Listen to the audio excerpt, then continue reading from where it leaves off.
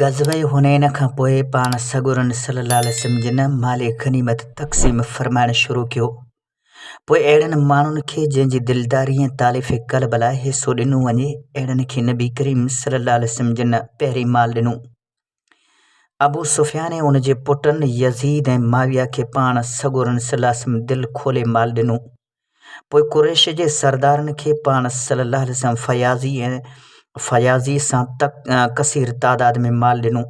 पोइ पाण माले ग़नीमत तमामु माण्हुनि में घुराए उन्हनि में तक़सीम कयो।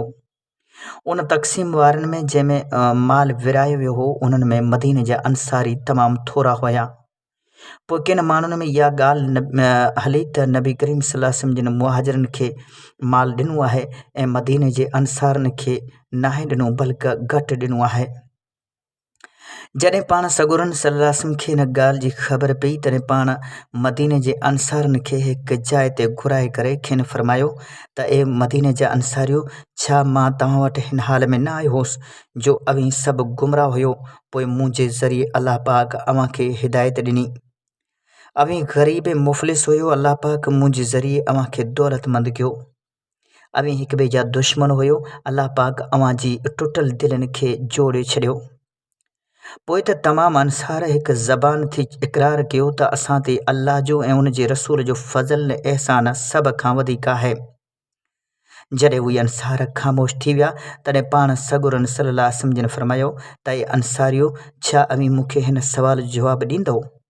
उन्हनि चयो त या नबी अल्लाह जा, असां हिन ॻाल्हि जो जवाबु छा ॾींदासूं जो समूरे फ़ज़ल ऐं अहसान अल्लाह ऐं संदसि रसूल जो आहे। पाण सॻुरन सल्लल्लाहु अलैहि वसल्लम जिन फ़रमायो त न, अल्लाह जो कसम, अवीं चाहियो त चई सघो था, अवीं जेके चवंदा उहो सच हूंदो। अवीं मुंहिंजी हिन ॻाल्हि जो जवाबु हीअं ॾेई सघो था त ऐं नबी सल्लल्लाहु अलैहि वसल्लम, अवीं हिन हालत में असां वटि आया जो अव्हां खे मके वारनि झुटलायो। उन वक़्तु असां अव्हां जी तस्दीक़ कई ऐं अव्हां खे सचो सम्झो। सभिनी अव्हां जो साथ छॾे ॾिनो, असां अव्हां जी मदद कई। अव्हां जा हथ ख़ाली हुया, असां अव्हां सां हमदर्दी की ऐं अव्हां खे तसली ॾिनी ऐं ग़मख़ारी कई।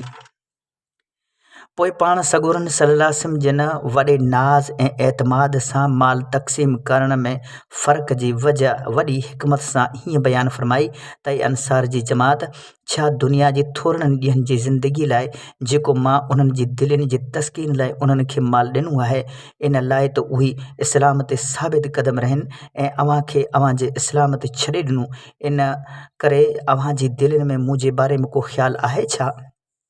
तंहिंखां पोइ पाण सॻुरन सल्लल्लाहु अलैहि वसल्लम अहिड़ी ॻाल्हि चई जो अंसारनि जा कलेजा फटिजी विया ऐं ईमान जी मोहबत जा चश्मा निकिरण लॻा।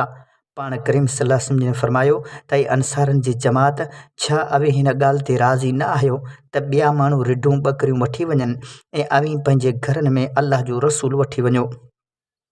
कसम आहे उन ज़ात जी जंहिंजे हथ में मुहम्मद जी जान आहे, अवीं जंहिंखे वठी वञी रहिया आहियो उहो उन खां घणो भलो आहे जेको हू वठी वञी रहिया आहिनि।